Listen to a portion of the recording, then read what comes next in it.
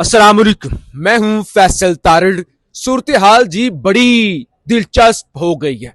एक तो अगले 12 घंटों के बाद सुप्रीम कोर्ट के अंदर वो रिपोर्ट जमा होने लगी, बल्कि रिपोर्ट पर बहस होने लगी है। ये रिपोर्ट सामने आने लगी है। रिपोर्ट तो आज जमा हो गई थी, जो कल 3 घंटे से जायद मुलाकात बैरिस्टर सलमान सफदर की बानी पीटीआई के साथ हुई। एक तो वो बात। दूसरे नंबर पे हुकूमत ने खान को अस्पताल मुंतकिल करने के हवाले से रजामंदी जाहिर कर दिया कि भाई हमें कोई एतराज नहीं है। अगर खान की हेल्थ का वाकई मसला है और उनके डॉक्टर रिकमेंड करते हैं तो फिर हमें कोई एतराज नहीं है। तीसरे नंबर पे अब सोशल मीडिया पे वो चीखें, वो डाकिए, वो रावी, वो सिंधियों को बंदर कहने वाले रोना शुरू हो गए हैं कि भाई अब दिहाड़ियां तो बंद होने लगी हैं, अब तो कारोबार बंद हो रहा है। फिर चौथे नंबर पे जो अहम बात है वो ये है कि जनरल रिटायर्ड कमर जावेद बाजवा इस वक्त जो खबरें आ रही हैं जिंदगी और मौत की कशमकश में है। कल तक तो शायद उन्हें होश भी नहीं था। उस सवाल से बात करेंगे, क्या उनकी हालत है, कितने जख्म आए हैं। इत्तेफाक देखिए, जिशान नूर साहब मेरे साथ हैं।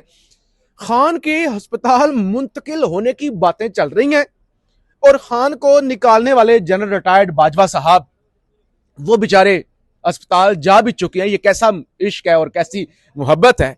फिर इससे बढ़ के अहम खबर जो डिस्कस आपके साथ करने जा रहे हैं, अल्लाह करे वी लोग लंबा ना हो। लाहौर के अंदर जो एक आला सिक्योरिटी अफसर आप कह लें या शख्सियत कह लें, मुलाकात हुई है।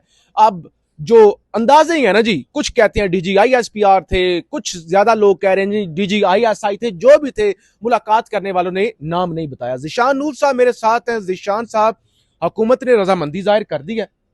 अभी एक टीवी प्रोग्राम के अंदर बैरिस्टर अकील मलक साहब थे, फार्म 47 के MNA हैं नून लीग के। उन्होंने कहा भाई डॉक्टर अगर यानी रजामंदी ना, अभी से उन्होंने अगर कहना था कि वो नहीं जी ऐसा है वैसा है, एक तो उन्होंने कर दिया। दूसरी तरफ अब शोर शुरू हो गया। वो आपके दोस्त रजी दादा साहब आज बड़ा रो रहे थे। सर इस हवाले से जरा बताएं कि क्या वो मातम कर रहे थे और अभी और भी मातम जाहिर होंगे।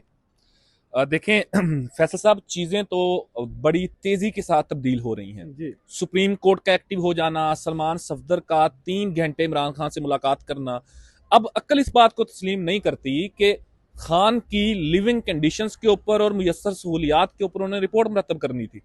3 घंटे उसको नहीं चाहिए, वो 1 घंटे 1.5 घंटे का काम है। सो चीजें तो हो रही हैं। सुहेल अफरीदी की मुलाकातें हम पहले भी जिक्र कर चुके हैं। आज फिर जो चीजें लाहौर से आई हैं वो भी बड़ी अहम है। अच्छा, लेकिन एक जरूर इस सारी चीज में गडमड नहीं करना चाहिए। हेल्थ वाला वाकई जेन्युइन इशू है। वो तो एग्जैक्टली जेन्युइन इशू है, क्योंकि आज हुकूमत ने जो रजामंदी जाहिर की है, मेरे नजदीक ये सबसे बड़ी खबर है। कि हुकूमत ने बैरिस्टर अकील मलक वजीर ममलिकत हैं फॉर लॉ, उन्होंने ये कहा कि अगर डॉक्टर्स ये कह देते हैं कि खान साहब को अस्पताल ले जाने की जरूरत है, उनकी फर्दर ट्रीटमेंट जेल में नहीं हो सकती, तो हम उन्हें किसी भी अस्पताल में शिफ्ट कर देंगे, हमें कोई एतराज नहीं है। डॉक्टर तो पिम्स वाले भी कह चुके हैं। पिम्स का डायरेक्टर राना सिकंदर हयात मेरे ख्याल से उनका नाम है, वो भी कह चुके हैं। नुकता तो यही है ना कि कोई ऐसा डॉक्टर इस कुरा अर्ज के ऊपर होगा कि जो इस बीमारी को खान साहब की को लेके ये कहे कि नहीं नहीं अस्पताल जाने की जरूरत नहीं है, जेल में ही इलाज मुमकिन है। हो ही नहीं सकता। सो इस दोनों चीजों को अगर आप कनेक्ट करें तो ये चीज वाज़ेह है कि डॉक्टर्स की एक्सपर्ट ओपिनियन आएगी। वो ये कहेंगे कि बिल्कुल जी इनको अस्पताल शिफ्ट करना पड़ेगा। हुकूमत ने उसके ऊपर क्लियर कर दिया कि जी हमें कोई एतराज नहीं है। लेकिन एक और चीज भी हो सकती है, इलाज वाला जो खान का जेन्युइन इशू है उसको डील का रंग दिया जा रहा हो कि बड़ा एहसान हो रहा है कि वो अस्पताल जेन्युइन जरूरत है खान को इलाज की। वो तो होना ही होना है फैसल साहब। देखिए ना, दोनों साइड से, खान साहब वाली साइड से भी और ताकतवर लोगों वाली साइड से भी विन विन सिचुएशन होनी है।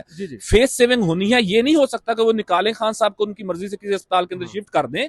बयानियां भी मैटर करते हैं ना। यहाँ पे तो जान से, सेहत से ज्यादा जो नैरेटिव मेकिंग है वो अहमियत की आमिल है। सो ये चीज बड़ी अहम है। एक तो जो हुकूमत ने ये कहा कि हमें कोई एतराज नहीं है। दूसरे नंबर के ऊपर जो लाहौर के अंदर अहम मुलाकात हुई है, आप अभी कह रहे थे कि शायद वो DGISPR साहब हो सकते हैं, क्योंकि वो इंटरेक्शन कर रहे हैं ना। या कुछ लोग कह रहे हैं कि शायद DGISI साहब है।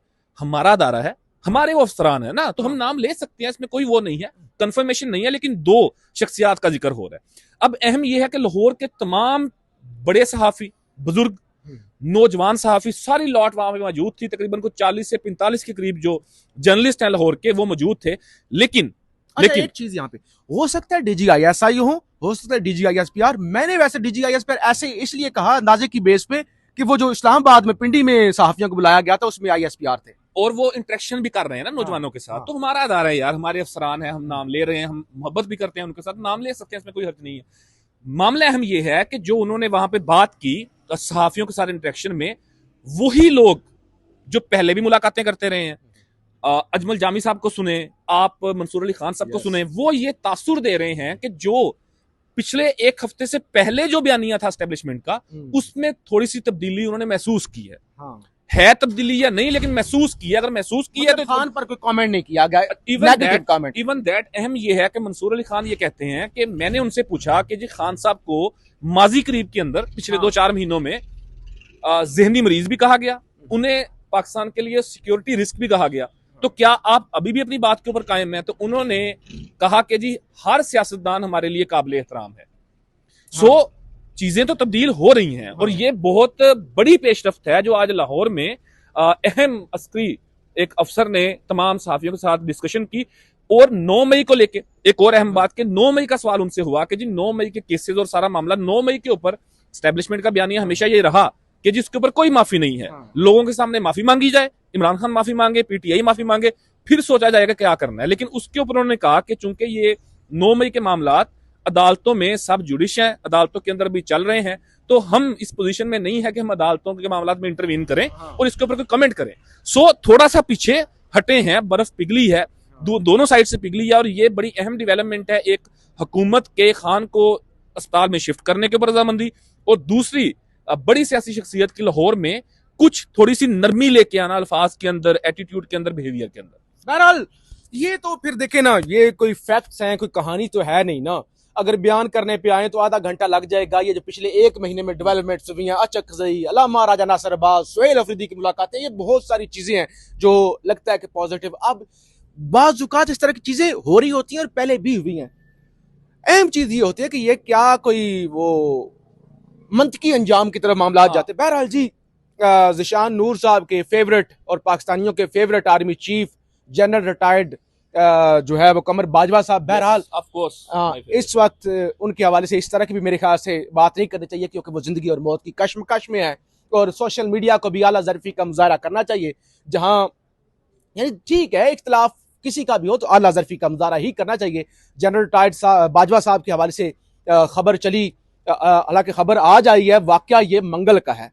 बताया गया जी मंगल की सुबह कुछ 4 बजे के करीब, अभी फजर की शायद अजान भी उस वक्त आजकल नहीं हुई होती, उस वक्त वो वॉशरूम के अंदर गए हैं नहाने के लिए, तो फिसले हैं और फिसल कर गिर गए हैं।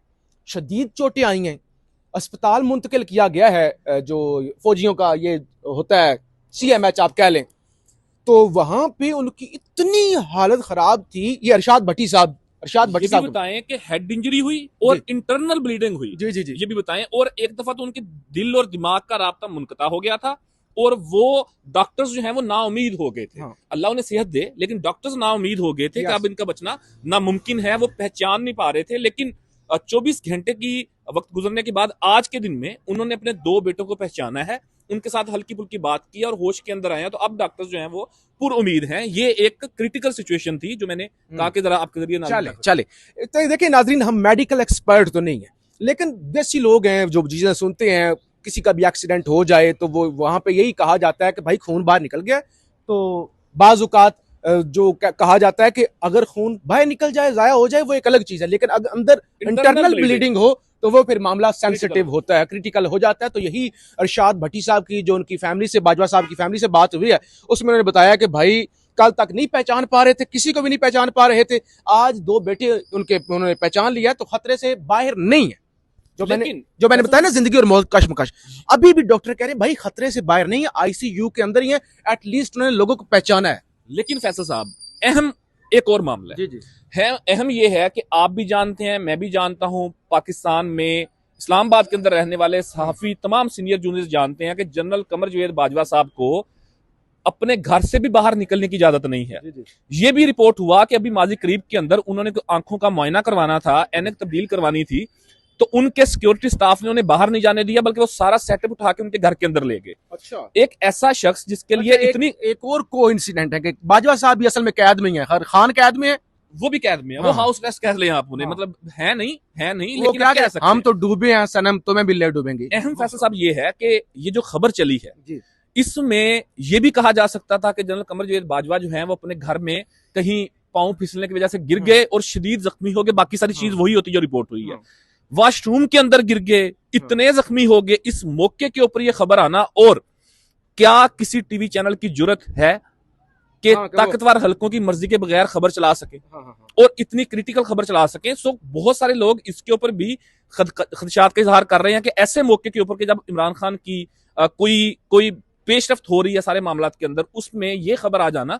सो बहुत सारी चीजें जो है वो चल रही हैं, क्या निकलता है इसके अंदर ये बड़ा अहम है। लेकिन इसके ऊपर भी बहुत सारे लोग सवाल उठा रहे हैं कि खबर को इतनी बारीक भी नहीं के साथ, वैसे तो आप तमाम की तमाम दिन को रात बना देते हैं, रात को दिन बना देते हैं, आप 180 डिग्री गलत खबरें चला देते हैं, तो इसमें इतनी एक्यूरेट चलाने की क्या जरूरत थी? बाजार कह देते कि जी फिसलने की वजह से वो गिर गए हैं।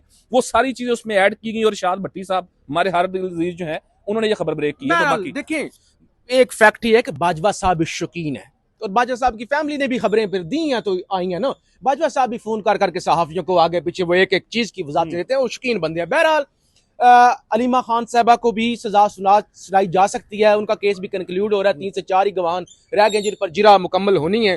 तो ये चीजें हैं। फिर आज सराय आलमगीर के अंदर ये कोई चौथा या पांचवा वाकया पंजाब के अंदर, सराय आलमगीर के अंदर एक बच्चा गटर के अंदर गिरा है, और ये पहले सरगोदा से फिर कसूर से एक बच्चा गटर में गिरा था और जहां बहक हो गया ये बच्चा जो सराय आलमगीर के अंदर गिरा है, लाहौर के अंदर भी। तो ये मरियम नवाज का पंजाब है जो आज कह रही थी आपने घबराना नहीं है, ठीक है। तो बहरहाल सूरत हाल बड़ी दिलचस्प है, कल कोशिश करेंगे कि आपको सुप्रीम कोर्ट से सारी लम्हा बलम्हा जो सूरत हाल है वो आपको दिखाएं। अगर आपने ट्विटर पर फॉलो नहीं किया तो ट्विटर पर फॉलो कर लें, वहां पे जरा जल्दी चीजें बंदा लिख देता है, शॉर्ट चीजें वीडियो में जरा लंबी हो जाती है, तो वीडियो के जरिए भी वीलॉग के जरिए भी आपको अपडेट करते रहेंगे। फीडबैक जरूर दीजिएगा। पाकिस्तान जिंदाबाद।